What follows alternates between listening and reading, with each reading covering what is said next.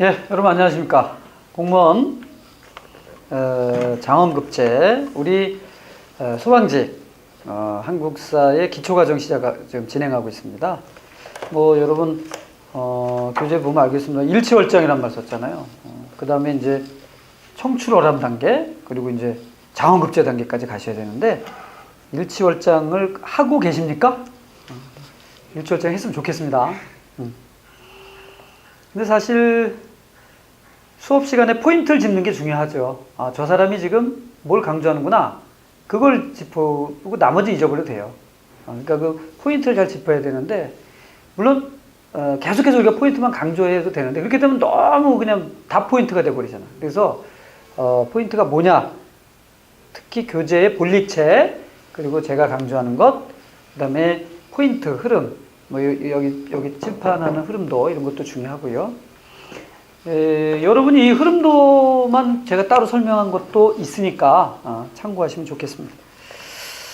자, 72쪽입니다. 이러한 문벌 귀족, 우리 지난 모순이 있었다고 그랬잖아요.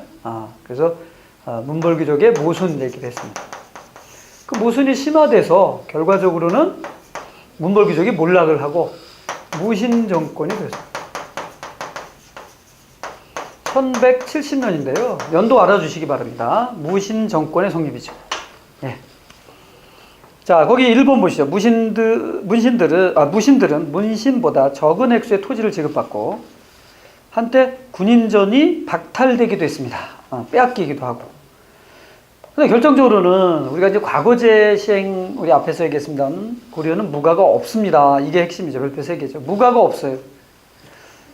그리고 군사 지휘권은 유사시에 거의 문신들이 장악을 해요. 그리고 또 이 무신들이 올라가 봐야 아까 대장군이 정삼품이라고 했잖아요. 그 이상 못 올라가죠. 그러니까 이제 이들의 불만은 고조되고 있었습니다.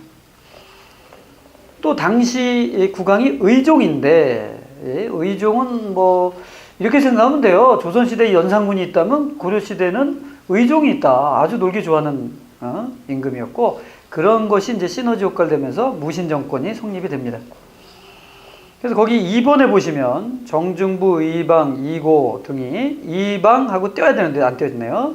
정변을 일으켜 의종을 폐하고 명종을 옹립한 것을 무신정변 1170년이라고 거기 이제 나왔잖아요. 물론 이제 그 이방 정중부가 또 이방을 제거합니다.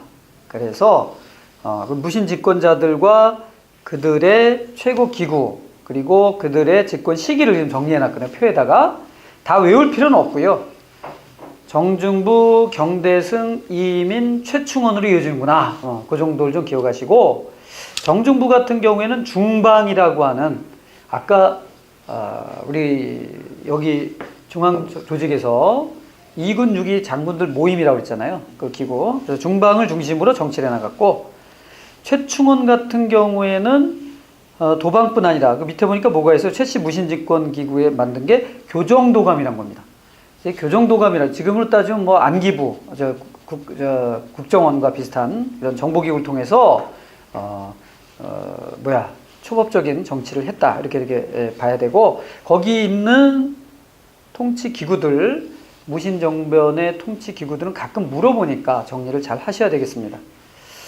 그래서 그 73쪽에 보면 무신정변의 권력기구를 제가 이렇게 설명한 걸 정리해 놨는데 그 중에 교정도감과 중방을 설명했고요. 나머지는 여러분이 보면 되는데 최후 때 설치된 정방 같은 경우는 거기 나온 것처럼 관리들의 인사기구입니다. 그래서 어느 정도로 무신들의 세력이 셌고 국왕의 세력이 약했는가를 보여주는 지표가 되겠어요. 아니 인사라고 하는 건 사람을 뗐다 붙였다 하는 거는 국왕의 고유 권한. 지금 현재 우리나라 대통령도 인사권이 있잖아요. 그러니까 대통령 두려워하는 건데 국왕의 인사권을 당시 무신 최고 집정자인 최후가 자기 집에서 정방을 설치해 놓고 이곳에서 인사를 했다는 거니까 국왕은 허수아비라는 걸 알 수 있는 거죠. 예. 거기 73쪽에 동그라미 3번 보죠. 무신 독재 정권이 수립되고 무신들 사이에 권력 쟁탈전이 벌어졌다. 농장이 확대되어 전식과는 붕괴되었다. 이민 등 천민 출신이 권력을 잡아 하극상의 풍토가 만연하게 되고 신분 질서가 동요되었다. 지방 통제력이 약화되어 민중봉기가 전국적으로 일어났다. 한편 최씨 무신 정권의 후원으로 조계종이 발달하고 폐간 문학이 유행하는 등 낭만적 문화 활동도 있었다. 자, 요 시기를 우리가 딱 정리해놨어요. 전체적 흐름인데 하극상 풍조 만연도 꼭 알아두셔야 됩니다. 왜냐하면 이 무신들은 일반 문벌귀족과는 상당히 좀 차이가 있는 사람들이라고 생각을 했는데 이들이 최고 집권자가 되잖아요. 백성들 입장에서 나도 저렇게 될 수 있구나 이런 생각을 가졌다는 얘기죠. 거기 보면 이제 의종부터 명종, 신종, 희종, 강종입니다. 모두 무신 집권자 시기의 국왕들이고 대부분 무신들에 의해서 옹립이 됐죠. 그래서 국왕들 정리하시면 되겠습니다. 뭐 그 정도만 있었다. 뭐 중요한 건 아니고요. 왕대사적으로 74쪽으로 가죠. 그래서 이 무신 정권 시대에 많이 얘기되는 것이 아까 하극상을 얘기했잖아요. 사회의 동요입니다. 이게 핵심이죠. 사회가 동요된다. 그게 그 다음 페이지에 이제 지도부터 해가지고 무신 정권 시기 초창기가 주로 이제 초입니다만은 사회 동요를 이제 정리해 놨는데요. 일단 거기 보면은 동북면 변마사 김보당이 무신 정권의 타도와 의종복위 운동. 그러니까 이 사람은 문벌 귀족이에요. 문벌 귀족들의 이제 반발이 있었다는 얘기고요. 그 다음에 서경유수의 조이총의 난. 전부 다 이 사람들은 그러니까 문벌 귀족의 입장에서 무신 정권에 대한 반발의 난을 일으켰다는 거죠. 모두 진압이 됩니다. 하지만 거기 2번에 보면 사회경제 모순과 하극상의 풍조로 하층민의 봉기가 전국적으로 일어나는 것도 이 시기의 특징이라고 해야 되겠어요. 특히 삼국 부운동을 표방하는 운동이 일어납니다. 최강수는 서경에서 고구려를 이제 잇는다고 그랬고, 이연령 이제 담양에서 백제를 잇는다고 그랬고, 김삼이와 효심은 신라부흥을 내걸었습니다. 이와 같이 뭐 이들 이름을 다 외울 필요는 없어요. 이름 봐도 뭐 거기 김삼이도 사실 뭐 김씨는 썼지만 삼이란 말이 들어가고, 그 다음에 효심 뭐 이런 이름을 보면 상당히 좀 문벌 귀족이나 귀족과는 거리가 멀었던 사람이라는 걸 알 수 있고요. 4번에 만적의 남 별표 셋이죠. 신분해방 운동적 성격이 분명히 나타납니다. 만적은 최충헌의 노비였어요. 근데 이제 주인을 죽이고 노비공화국을 만들자. 쉽게 얘기하면 로마의 스팔타쿠스처럼 말이죠. 노비들의 반란 이런 것도 꿈꿨고, 그 다음에 이제 많이 언급된 게 망이 망소의 난 아닐까요? 밑에 그 지도에도 보면 공주 명학소에서 일어난 망이 망소의 난. 명학소, 향소, 부곡 아니겠습니까? 그러니까 이 차별받는 사람들이 자신들의 그 처지를 바꾸고자 들고 일어났던 것입니다. 따라서 지금 거기 이렇게 보면 이러한 사회의 동요가 극심하게 일어난 시점이 언제냐? 1170년 무신 정권이 일어나서 그 다음에 최충헌이 최씨 무신 정권이 들어서는 게 1196년 정도 되거든요. 그러니까 한 30년 무신 정권이 들어서고 나서 한 30년 정도 사회가 상당히 동요됐었다. 그런데 최씨 무신 정권이 등장하면서부터 어느 정도 안정을 되찾는다. 뭐 이렇게 정리하시면 되겠습니다. 자, 최씨 무신 정권 최충헌이죠. 강력한 독재 정치로 무신 정권 초기의 혼란을 수습하고 4대 60년간 정권을 장악했습니다. 2명의 왕을 없애고 폐했어요. 폐위시키고 4명의 왕을 옹립하는 등 아주 무소불위의 권력을 휘둘렀습니다. 이 최충헌은요, 처음에 등극했을 때 이른바 시무 10조라는 걸 올리게 됩니다. 우리 시무 얘기 나오면은 최승로 시무 28조 아까 생각났는데 그거하고 헷갈리면 안 되겠습니다. 최승로의 시무 10조죠. 그래서 여러 가지를 이제 명종에게 올린 시무책 설명 나와 여러 가지를 했는데요. 시행되지 못한 것이 대부분이고, 본인 스스로가 이러한 도덕성을 갖지 못했기 때문에 문제가 되는 거죠. 큰 반향은 없었다 봐야 되겠습니다. 우리 민주화운동과 관련해서 보면은 이제 제5공화국 전두환이라는 사람이 등장했던 제5공화국 여러분 다 알 텐데, 제5공화국이 내세운 게 뭐예요? 정의사회구현 아닐까요? 근데 사회가 정의가 됐나요? 그거 똑같은 거라고 봐야 되겠죠. 전두환 본인이 도덕적으로 허물어진 사람인데 이게 되겠습니까? 지도자를 뽑을 때 도덕적인 기준도 상당히 중요하다는 걸 최근에 우리는 뼈저리게 느끼고 있습니다. 75쪽. 최후. 자, 최후는 최총의 아들인데요. 아까 얘기했죠. 정방을 자기 집에 설치해서 인사권 장악하고 서방을 통해 문신을 등용했고, 이때 등용한 사람이 뭐 최좌, 이규보 뭐 이런 사람들인데요. 이규보는 동그라미 하시죠. 여러분 뭐 유명한 사람이니까. 이들이 이제 신진사대부들이 이때 이제 시초로서 등장하는 그런 계기다 이렇게 볼 수도 있습니다. 자, 이 무신정변까지 우리가 봤을 때 고려의 대외관계를 한번 좀 살펴보자는 겁니다. 그래서 거기 75쪽에 대외관계 변화가 쭉 나오는데요.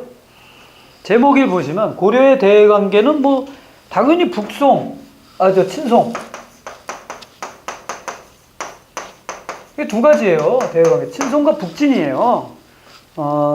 태조의 북진 정책 다 얘기했고요. 그다음에 이제 광종 때 송나라하고 교류했죠. 우리보다 월등히 문물이 앞서 있습니다. 그거를 뭐 받아들여야 되겠죠. 우리 뭐 역사에서 중국이 우리보다 문화가 뒤떨어진 적은 한 번도 없고요. 그건 지금도 마찬가지입니다. 나는 그렇게 생각해요.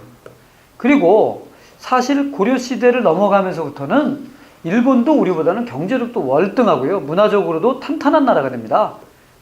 좀 미안한 얘기지만 사실 지금도 그건 변함이 없잖아요. 잘 뒤집어지지 않습니다. 그래서 중국과 일본과의 교류를 우리가 주도했다고 보긴 힘들고 문물을 배우기 위해서 또 일본을 무마하기 위해서 이런 교류를 안 할 수가 없는 거죠. 그런데 그 원칙은 이제 친송과 북진이었다.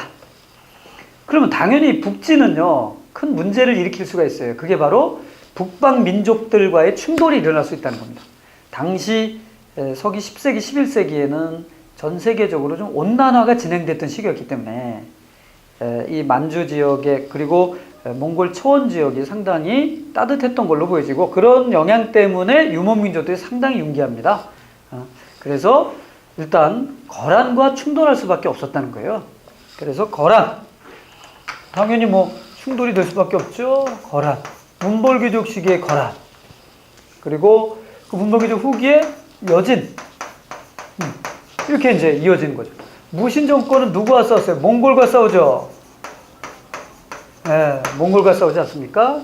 그래서 이 몽골의 침입은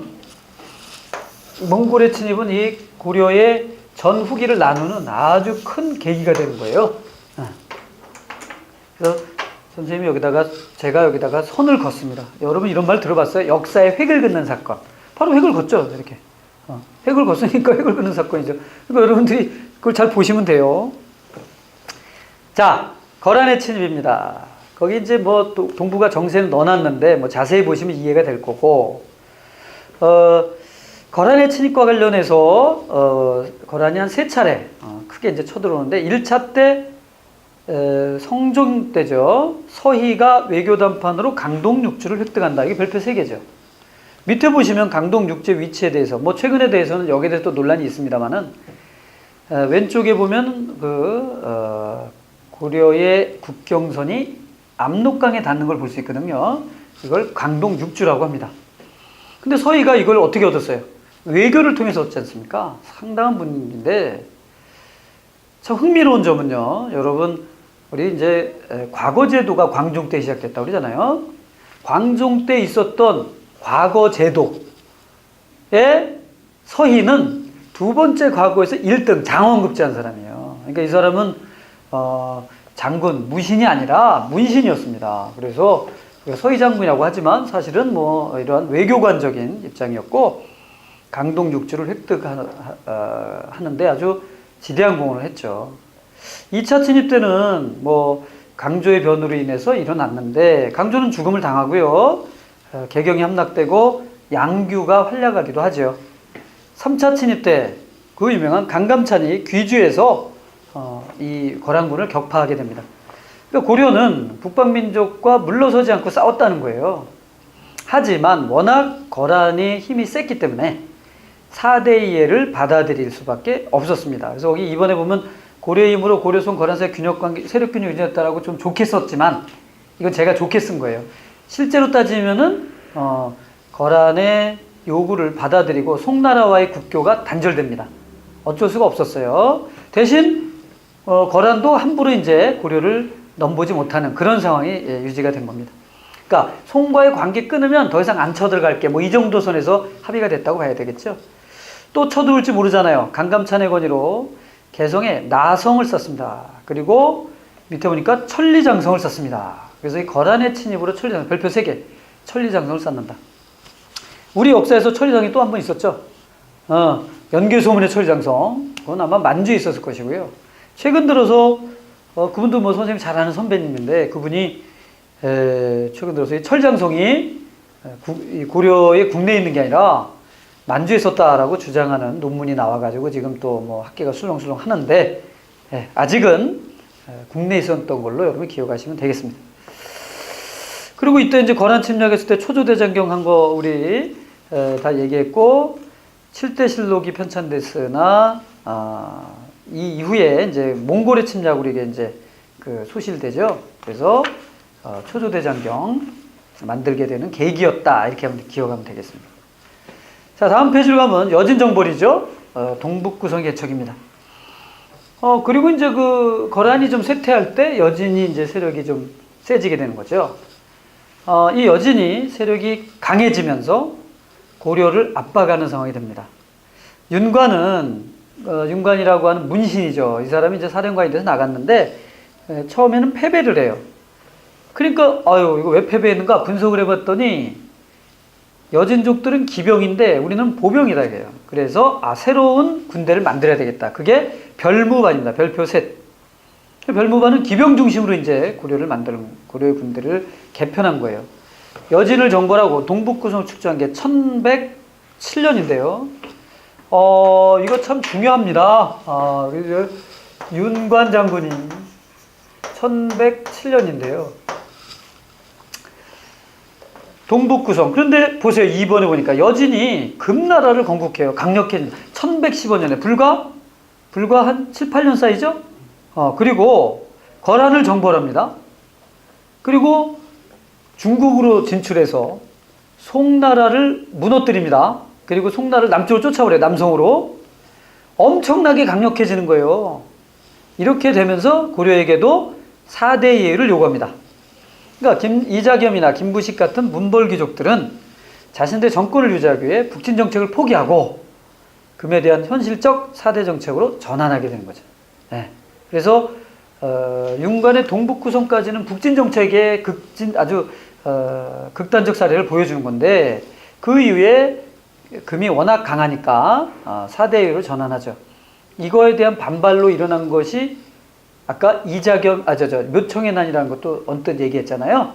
같이 기억하시면 되는데, 이건 참 난 의미가 있다고 봐요. 이 여진이 상당히 강했는데, 근데 고려는 여진이 강해질 걸 대비해서 일종의 선제 공격을 한 거예요, 윤관이. 고려의 온통 국력을 17만의 군대를 만들었다니까 뭐 어마어마한데, 이러한 고려의 힘을 봤기 때문에 이 여진은 중국을 가서 이렇게 무너뜨리는 힘을 갖고 있었음에도 불구하고 고려를 침략하지는 못합니다. 그 나라 이름을 또 금이라고 했잖아요. 금. 근데 금은 사실은 뭐 쇠금자 많이 이렇게 쓰잖아요. 그래서 이게 물론 이제 한보라고 하는 금사에 보게 되면은 금의 선조가 신라에서 온 사람이다. 이렇게 이제 돼서 그래서 금나라라 했다는 설도 있습니다. 그건 근데 100% 맞는 건 아니고요. 어쨌든 그들이 우리와 관련이 있는 건 분명한 사실이에요. 정확진 않지만 그런 것도 작용했는지도 몰라요. 여진족들은 고려를 부모의 나라로 섬겼거든요. 그래서 이렇게 가서 정벌도 한 건데 그 이후에는 어쨌든 우리가 이제 4대를 취합니다마는 금나라가 우리를 쳐들어오지는 않는다. 그만큼 고려는 자주적이었다는 걸 또 우리가 알 수 있어요. 대단한 힘을 보여줬죠. 자, 그 위에 이제 뭐 고종이라든가, 그 다음에 원종 이렇게 나오는데, 자, 여진정벌 이후에 이제 이 고종과 원종은 아까 무신정권 시기였다고 봐야 되겠죠. 그래서 그 원종을 보면요, 원종 시기 볼까요? 이면이 죽은 후 아들인 이묘무를 살해하고 무신정권을 붕괴됐던 때가 원종 때입니다. 개경으로 천도를 하죠. 개경천도에 반대한 무신정권의 군사기구, 바로 삼별초인데 이 삼별초가 항쟁을 하게 되는 곳이 바로 원종 시기의 일이다. 이렇게 봐야 되겠어요. 자, 그런데 그 지금 왕대사 때 있었던 게 이제 몽골과의 전쟁이랍니다. 몽골 한번 볼까요? 그 시기의 왕대사는 그렇다는 거예요. 제가 사건을 얘기할 때 그 사건의 중심이 됐던 국왕들의 시기를 거기다 정리해 놓거든요. 그렇게 여러분이 정리하시면 되겠습니다. 몽골 보죠. 이 고종 때입니다. 그러니까 이제 몽골과 전쟁이라는 건 고종 때인데, 자, 일단 몽골과 연합으로 해서 거란을 무너뜨린 강동성 전투 이후에 몽골과 접촉을 하는데요. 몽골의 사신이었던 사람, 저고요라는 사람이 우리나라 왔다가 돌아가는 도중에 죽습니다. 피살이 되는데 누가에 의해서 죽었는지는 알 수 없어요. 그런데 몽골이 이걸 가지고 이제 쳐들어왔습니다. 1231년부터 1259년 거의 30년간 싸우게 되는 거죠. 살리타를 앞선 1차 침입 박서가 귀주에서 항전했고 최후는 이듬해 강화도로 천도합니다. 자, 무신 정권은 굴복하지 않고 강화로 천도해서 끝까지 싸운다는 입장을 보이게 되는 거죠. 2차 침입 때 승려 김윤후는 별표 셋입니다. 처인성, 용인에서 처인부국 주민들과 적장 살리타를 사살하고 대승을 거두죠. 이게 2차 침입 때입니다. 그 몽골의 최고 사령관이 죽는 사례는 흔하지 않습니다. 근데 이 살리타, 굳이 따지면은 칭기즈칸이 이렇게 뽑았던 대장군들 가문의 아주 혁혁한 장군인데 그가 우리나라에 와서 죽었어요. 만약 우리가 몽골의 침략을 격퇴하고 진짜 몽골 지배를 받지 않았더라면 이 김윤후란 사람은 이순신 장군만큼 아마 떠받들어졌을 텐데 그 이후에 몽골의 일종의 식민지가 되잖아요. 거의 반식민지가 되다 보니까 김윤후란 사람에 대한 기록이 많지가 않아져서 현재는 그냥 이 정도 선에서만 우리가 알 수 있는 거죠. 5차 침입 때에서도 김윤후는 충주성을 방어함으로써 승리를 이끕니다. 그러니까 대몽항쟁의 영웅이에요. 김윤후 좀 알아두시고요. 3차 침입 때는 대구 부인사 대장과 황룡사 구축목탑이 소실되죠. 아주 남아있었다라면 세계적 보물이 됐을 텐데 안타깝습니다. 그리고 몽골의 침략을 막기 위해서 팔만대장경이 조판되고 자, 6번 보죠. 원종은 무신집권을 종식시키고 개경환도를 단행합니다. 삼별초는 아까도 봤죠. 몽고와의 굴욕적인 항쟁에 반대해서 강화도에서 배중손 등 등이 왕족을 왕으로 추대하고 반란을 일으키죠. 진도, 제주도 근거지를 옮깁니다. 진도에서는 용장산성, 제주도에서는 항파두리성이라고 하고요. 김통정은 장군 이름입니다. 근거지를 옮기면서 저항했으나 여몽연합군에게 평정됩니다. 이들의 3년에 걸친 이 저항, 아주 우리 역사에서 과소평가할 수 없다 이렇게 볼 수 있어요. 고려 무인들의 기계를 보여줬던 사건이다 이렇게 볼 수 있습니다. 고려 때만 해도 우리나라 사람들이 이렇게 자주적이었어요. 지금은 좀 너무 4대의 좀 관습의 뿌리가 젖은 것 같은데, 자, 몽골과의 전쟁. 이렇게 몽골과의 전쟁에서 이기지 못했기 때문에 77쪽에 고려 후기의 정치는 변할 수밖에 없어요. 그게 뭘까요? 원의 내정 간섭이죠. 즉 몽골의 속국과도 같은 역할을 한다는 거예요. 그래서 몽골의 침략 이후에 그러니까 이제 획을 긋는 사건. 왜냐하면 지금 상황이 변했다 이거죠. 그래서 원의 내정 간섭이죠.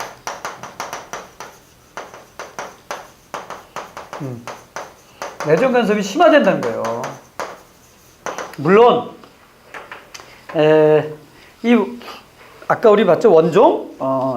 몽고가 뭐라고 얘기했냐면 사실은 이 국왕이 직접 와서 항복하라고 요구를 하는데 고종이 나이가 많은 관계로 갈 수 없으므로 그 아들인 원종을 보내겠다. 그래가지고 이제 왕자인 원종이 이 몽골을 가게 됩니다. 근데 이제 가게 될 때 당시 칭기즈칸의 손자들이 싸우고 있었어요. 쿠빌라이 칸과 아리크부케가 둘이 싸우고 있었는데 그러면 이 원종은 어디로 갈 것인가 고민해야 되죠. 요즘 둘이 싸우는데 줄 잘 서야 되거든요. 근데 아리크부케는 저 카라쿠름 되게 멀리 있었고 그 다음에 이 쿠빌라이는 중국에 있었어요. 중국을 정벌 중이었기 때문에 남송을. 그래가지고 고민 끝에 쿠빌라이한테 갑니다. 쿠빌라이는 자기가 지금 어쨌든 칸에 자리를 놓고 동생과 싸우는 상황에서 고구려의 왕자가 자기한테로 왔다는 거. 당태종도 굴복시키지 못한 그 사료에 나오는 거예요. 고구려 왕조가 왔으니 이것은 자기가 이길 징조다 그러면서 매우 기뻐합니다.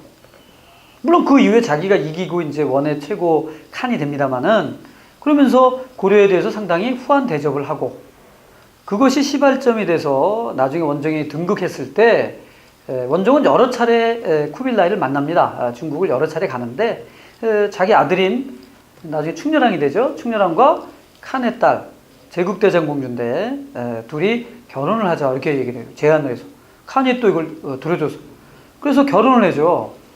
그래서 충수관 같은 경우는 쿠빌라이 칸의 외손자가 되는 거예요. 이렇게 되니까 초창기 때는 막 그 몽골의 관리들이 말이죠. 뭐 상당히 억압을 할 수 있었지만 시간이 지나면서는 부마국, 원의 부마국이자 그다음에 칸의 손자가 다스리는 데 아니겠어요. 그러니까 이제 왕실에 대해서는 존엄을 지킬 수가 있었죠. 그런 어떤 양면적인 게 있었고 그다음에 쿠빌라이 칸이 또 유명한 얘기를 하잖아요. 원종하고 너의 나라를 영구히 네가 다스리도록 하겠다라고 확약을 합니다. 그렇기 때문에 몽골이 직접 지배, 보통 몽골은 정복하면 직접 지배를 하는데 직접 지배하지 않죠. 그리고 충렬왕 또 원종 그다음에 이제 충렬왕로 이어지게 보위가 이어지게 하는데 그거는 이러한 그 몽골과의 전쟁 끝까지 싸운 거에 대한 어떤 보답이다 이렇게 봐야 되겠어요. 양면적인 거죠. 부마국이 됐으나 속국이 됐어요. 하지만 왕위가 단절되거나 그러진 않았어요. 이 두 가지 안타까운 면과 자부심을 가질 수 있는 두 가지 대몽골 제국의 부마가 됐다는 것도 좀 대단한 거잖아요. 뭐 이렇게 두 가지로 볼 수 있습니다. 참고적으로 베트남은 싸워서 이기죠. 그래서 베트남은 더 이상 넘보지 않습니다. 이 몽골이.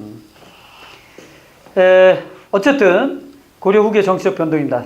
당연히 내정 간섭이죠. 일단 영토가 상실됩니다. 오른쪽에 보면 영토 상실 보이는데 동령부는 금방 되찾지만 오른쪽에 있는 쌍성 총관부는 탈환이 안 되다가 원나라가 직접 지배하죠. 그러다가 공민왕 때 탈환. 공민왕 쌍성 총관부 공격은 아주 매번 공무원시험에 나오는 내용이니까요. 관제가 격화됩니다. 이성 6부가 거기 일부 첨의부와 사사로 바뀌는 거죠. 자세히 한 거는 나중에 심화 과정에서 다시 정리하고 이렇게 바뀌었다는 정도만 알아두시고요. 왜? 중국과 똑같은 관직을 이 시스템을 가질 수는 없다. 왜? 부마국이니까 내려라 이렇게 된 거죠. 폐하를 전하라고 쓰고 태자를 세자라고 쓰고 나오잖아요. 내정 간섭이 강화됩니다. 정동행성이라고 하는 걸 설치했는데 이건 일본을 정벌하기 위해서 만든 건데요. 그 이후에도 계속 남아서 정동행소가 이문소 같은 게 대표적인데 내정 간섭 기구입니다. 이때 파견된 몽골인 관리들, 감찰하기 위해서 파견된 몽골인 관리들을 다루가치라고 합니다. 다루가치. 인적, 물적 수탈이 되고요. 특히 결혼동화를 통해 공료 발표 3개 합시다. 우리의 아픈 역사죠. 이 몽골 이후에도 마찬가지입니다만 우리는 계속해서 공료를 바칩니다. 조선시대도 공료를 바쳐요, 여러분. 이거 우리 아픈 역사인데, 이런 공료. 이 공료가 나가야 되는데, 결혼한 여자는 안 되잖아요. 그래서 결혼 안 한 여자, 이러다 보니까 우리나라 사람들의 그 결혼 연령이 공료에 나가지 않으려고 낮춰지는. 그래서 조혼의 풍습이 크게 유행하잖아요. 그게 조선조까지 유지되는데, 이런 변화도 여기서 생긴 거죠. 거기 입성책동이란 말이 있는데요. 유청신 같은 사람들은 친원 세력인데 이들은 고려의 국호를 폐하고 아예 원의 성, 지금으로 보면 미국의 하나의 주가 되자는 거예요. 그래가지고 이런 식으로 갑시다 라고 주장하는 이런 사태까지도 벌어지게 되는 것이죠. 거기 유청신 같은 친원파 얘기했는데 여기 잘 보세요.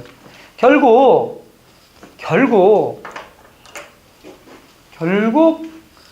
원나라와 교류를 잘하고 친한 사람들, 이런 사람들이 정권을 장악할 수밖에 없는 거예요. 자, 그들을 우리는 고려 후기에 권문세족이다. 자, 이렇게 얘기를 하는 거예요. 그래서 아까 유청신 같은 사람은 아주 권문세족 중에서도 아주 최악인 사람들. 권문세족이라고 해서 다 그렇게 유청신 같지는 않았습니다만. 최근에 트럼프 대통령이 우리나라 남북 협력에 대해서 어프로벌, 그 승인을 해야 되는, 자기네 승인을 받지 않으면 못한다 이런 식으로 얘기했다고 하죠. 그래가지고 또 우리가 지금 갑론을박하고 있는 거에 뉴스를 접하고 많은 것을 생각해 봤습니다. 선생님은 많은 걸 생각해 봤는데 과연 우리나라가 자주국가일까? 조금 한번 생각해 봐야 되는 문제예요. 우리가 이런 걸 좀 너무 놓고 있는데 국가의 자주권이라는 것은 매우 중요한 요소입니다. 사실은. 근데 우리가 이걸 너무 미국에 대해서는 전혀 무방비죠. 그래서 가끔 그런 사람도 보죠. 이렇게 사느니 차라리 미국의 51번째 주가 되는 게 어떠냐. 유청신처럼 입성 책동하는 사람들이 있다니까 지금. 그러면 여러분 좋죠. 미국 시민권자 되면 얼마나 좋아요. 그럼 이제 우리나라 대통령 주지사가 되는 거고, 서울대학은 주립대학이 되는 거고. 미국 갈 때 이 원격지에 있는 사람들은요 항공료 할인 혜택을 받아요. 연방 정부에서. 우리도 미국 갈 때 항공료도 싸고 얼마나 좋아. 그리고 이제 국어란 과목 없어지는 거죠. 영어로 모두 강요. 저도 한국사를 할 필요도 없죠. 미국사를 영어로 강의하면 됩니다. 지금부터 한 20년 전만 해도 미국사를 영어로 강의할 수 있었는데 지금은 많이 잊어버려서 떠든 강의밖에 안 될 것 같은데. 자,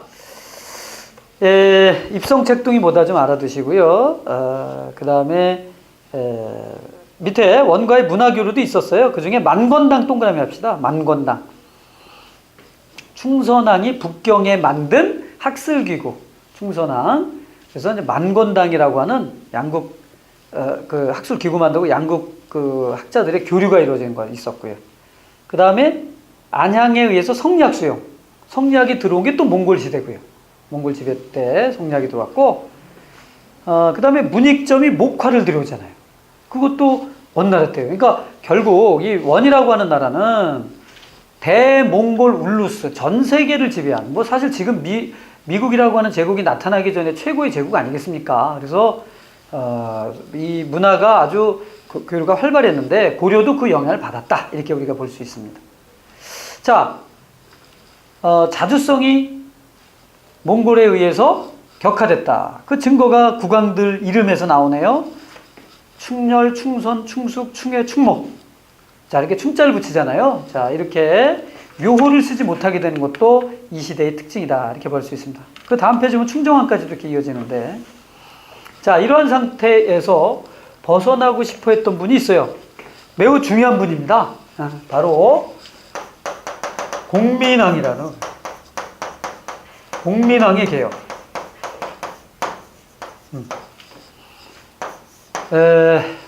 고려의 위대한 군주 중에 한 사람이죠. 안타깝게 돌아가셨지만. 자, 공민왕은 두 가지의 개혁을 추구했어요. 일단 몽골로부터 보세요. 반원. 그리고 또 하나는 그 몽골 세력을 등에 업고 왕권을 넘보고 막 이렇게 하는 사람들. 권문세족. 권문세족. 이 두 가지 정책을 했다는 걸 잊어서는 안 되겠어요. 네. 그래서 두 가지 흐름에서 공민왕의 개혁을 우리가 정리를 해야 되는데, 공민왕의 개혁은 별표 3개 이상을 줘도 무방합니다. 왜? 거의 모든 시험에서는 2년에 한 번꼴로 나온다 그러나? 거의 매년 나오다고 하죠. 이거 틀리는 사람은 내가 별로 보질 못했어요.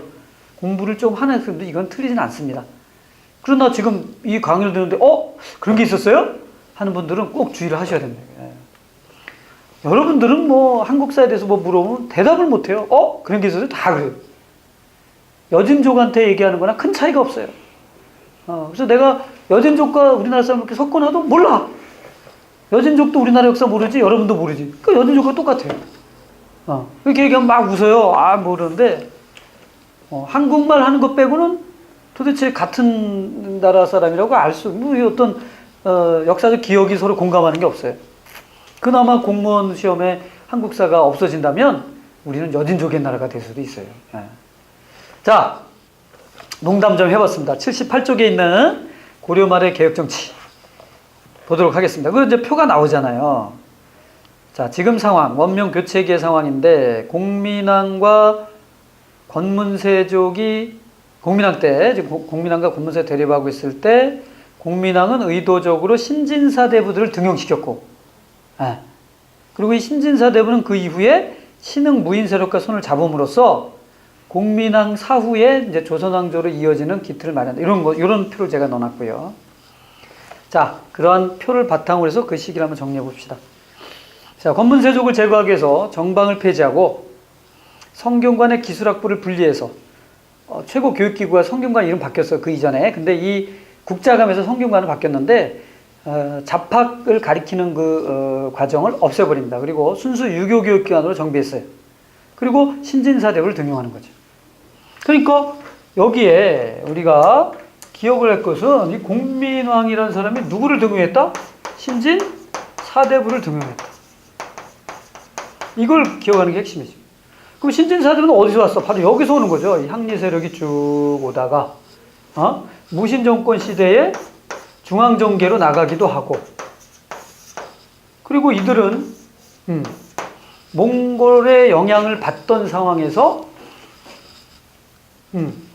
보다 세련된 철학체계인 성리학을 받아들이는데, 중국과 다르게 우리나라에서는 성리학이 상당히 개혁적으로 작용을 해요. 사대부들이. 그 개혁의 대상은 바로 누굴까? 권문세족이 되는 거지. 뭐 성리학이 다 이렇게 뭐 개혁적인 건 아니에요. 그런 건 아니에요. 사상적인 거죠. 근데 우리나라 들어온 성리학은 차라리 이렇게 초창기 때 상당히 개혁적 성향을 띈다는 거예요. 그랬던 성리학이 나중에 조선 망하는데 일조를 하게 되지 않습니까? 제도라고 하는 건 항상 변한다. 그래서 거기 왕권 강화 정책과 관련해서는 권문세족을 제거하고, 그다음에 전민변정도감, 별표 셋이죠.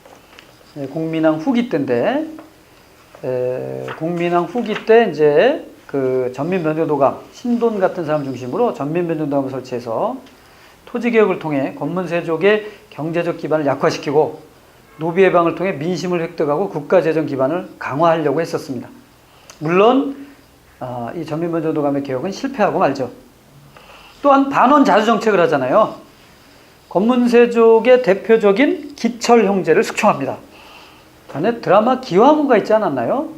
공녀로 갔던 사람 중에 이 기자호의 딸 기왕후는 궁녀에서 일화 왕비로 신분이 상승해요. 그런데 그의 오빠들이 국내에서 이제 세력을 갖고 있었습니다. 당연하지, 황제의 처남들 아니겠어요? 근데 이제 원예 세력이 약화되자 공민왕은 기철을 숙청하게 됩니다. 그리고 정동행성과 이문소 같은 몽골의 내정 간섭 기구를 폐지하고, 그 다음에 쌍성 총관부, 우리 앞에서도 봤습니다만은 79쪽에 보면 그 쌍성 총관부에서 표시가 된 북방 지역의 그 표시 있잖아요. 그 쌍성 총관부를 공격을 합니다. 그래서 탈환했을 뿐 아니라 오히려 더 밀고 올라가서 저 북쪽 지방까지 경계선을 확대시켜 나갑니다. 그리고 요동정벌을 합니다. 요동정벌. 그리고 요동을 정벌해서 동령부까지 진출한 적도 있습니다. 이 동령부와 요동정벌 동그라미 좀 하시고요. 공민왕 때 요동정벌까지도 갔었다. 심양 지역까지 들어간 것 같아요. 여기에 대해서는 사료가 많지가 않습니다. 근데 지금 중국의 심양은 상당히 그 만주의 중심인데 거기까지 갔던 것 같아요. 그리고 이 요동정벌로 가는 그 장군 중에 아주 그 나이가 어렸던 이성계라고 하는 인물이 크게 이제 등장하는 시기가 바로 이때입니다. 그리고 이제 이성계는 그 요동정벌을 가다가 지반 지역을 지나는데 그 광개토대왕릉비를 본 것 같아요. 그래서 이제 그 광개토대왕릉비에 대한 그때 이제 기록이 좀 남아 있습니다. 용비어천가에 보면 광개토대왕릉 얘기가 살짝 나오죠. 그쪽을 지나갔다는 걸 알 수 있어요. 그리고 이러한 영토도 확장됐을 뿐 아니라 권문세족을 억압하고 신진사대부 등용해서 왕권을 강화하도록 노력을 했습니다만은 공민왕이 허망하게 죽음으로써 개혁은 실패하고 맙니다. 뭐 원인 여러 가지 나오는데요. 개혁이라는 게 이렇게 쉽지 않다는 걸 보여줬고요. 하지만 영향은 또 분명히 있어요. 공민왕은 죽었지만 그가 등용한 신진사대부들은 그 이후 고려의 멸망과 조선의 건국으로 이끄는 역사의 주역들로 성장해 나가죠. 그러니까 공민왕의 개혁이 전혀 의미가 없었다 이렇게 볼 수는 없습니다. 신진사대부의 진출, 크게 우리가 볼 수 있는 내용이고요. 79쪽 보시면 거기 보면은 국민왕이 영토 회복과 북진 정책을 했는데 이제 영토 이 오른쪽에 보게 되면 지도에 보면 국경선의 변화를 지금 해놨거든요. 1번 보시면은 통일신라고요. 그 다음에 6번은 거긴 안 써놨습니다. 5번이 국민왕 때에 수복한 영토선이고 6번은 이제 사군과 육진. 마지막으로 사군 육진 개척한 사람이 누구예요? 그렇습니다. 킹세종이죠. 예, 킹세종이 우리가 사군 육진 개척했죠. 그러니까 우리 역사의 위대한 임금들은 영토도 확장한다는 거예요. 여러분 뭐 세종대왕이 한글만 창제한 줄 아는데 사실 영토도 확장. 이거 아무나 하는 게 아니에요. 요새 뭐 대통령 몇십 명 지금까지 10명 넘게 있었습니다만 10명은 아닙니다만 어쨌든 영토 확장한 대통령 어디 있습니까? 없죠. 물론 영토 확장 있죠. 그 노태우 대통령은 영토 확장, 용효도하고 영종도를 매립해가지고 영토를 확장했고요. 거기다 공항을 만들었어요. 그걸 영토 확장이라고 할 수 있을까요? 네. 하여튼 영토 확장 쉬운 일이 아닙니다. 권문세족과 신진사대부를 지금 거기다 넣어놨어요. 비교해놨으니까 다시 한번 정리하시고요. 자, 고려 말에 우리가 여기서 몽골 침략 이후에는 그러면 외침은 없었느냐? 당연히 있었죠. 이제 권문세족 시기에 홍건적이라고 하는 중국의 뭐 도적이라고 보기는 힘듭니다. 뭐 적이니까 도적이라고 하는데 사실은 이 중국 교체기의 군단들 이들을 격퇴하고 또한 외구의 침략이 대단했거든. 그래서 이러한 홍건적과 외구의 침략이 격심했고요. 특히 그 외구의 침략과 홍건적의 침략을 맞받아 싸우는 상황에서 신흥 무인 세력, 신흥 무인이라고 하는 사람들이 등장한다 하는 것입니다. 앞에 있는 무신정권과 구별하기 위해서 신흥이란 말을 붙였어요. 자, 그걸 볼까요? 홍건적, 뭐 오른쪽에 보면 홍건적과 외교 침략하는 거 지도를 넣어놨는데 뭐 자세하게 볼 필요는 없죠. 공민왕이 안동으로 피신할 정도로 홍건적의 세력이 강했다. 개경이 또 불탄다. 그 다음에 외구의 침으로 인해서 해안 지방이 황폐화되는데 거기 신흥 무인 세력이 대두되는 대표적인 전투들, 홍산 전투의 최영, 그 다음에 진포대첩의 최무선인데요. 이 최무선은 화포를 만들어 가지고 대단한 활약을 벌이잖아요. 400여 척의 배를 끌고 왔대 이 왜구들이. 근데 진포대첩에서 이 화포를 써가지고 400여 척을 캠파이어로 날려버렸어요. 그러면 왜구들이 돌아갈 배가 없잖아요. 그러니까 그 왜구들이 아마 우리나라를 횡단해가지고 경상도 쪽 가서 배 타고 일본으로 가려고 했던 것 같아. 이들의 폐해가 극심했어요. 그래서 이들이 계속 내륙을 횡단하고 갈 때 바로 황산대첩, 전라북도 남원에서 이성계가 황산대첩으로 아주 대승을 거둔 거예요. 누굽니까? 거기 아지발도 또는 아기발도라고 하는 외장이 대단히 갑옷으로 무장을 해가지고 화살이 안 들어갔대요. 그러니까 이제 이성계가 그러면서 이제 우리나라 군사를 막을 베니까 사람들이 화살을 쏴도 튀어나오니까 이성계가 보고 있다 그랬대. 야, 화살 가져와. 장군님, 화살이 안 들어갑니다. 너 일로 와.